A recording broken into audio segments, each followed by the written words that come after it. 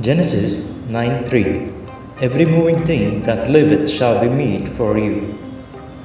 Even as the green herb have I given you all things. Before the flood, God gave no permission for man to eat the flesh of animals. The original diet laid down in Genesis 1:29 and 3:18 consisted of nuts, fruits, grains, and vegetables. This order of things prevailed until after the flood.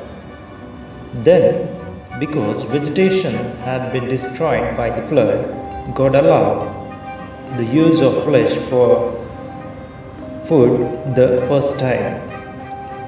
It was for this purpose that the clean animals had been taken into the ark by sevens and the unclean by twos.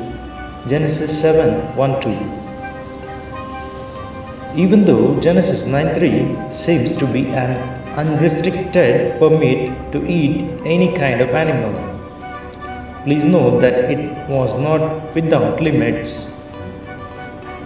God said, "Even as the green herb have I given you all things," in the same way that God had given vegetation, so now He gave flesh.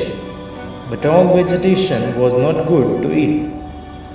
There was weeds and poisonous plants that could not be eaten.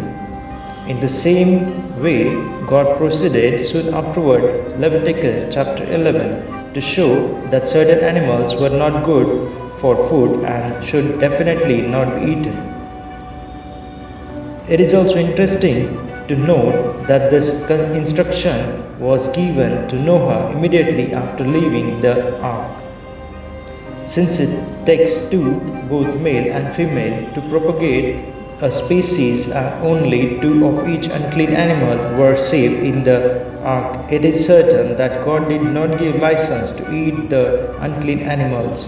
If He had, the unclean species would have been exterminated and none would exist today.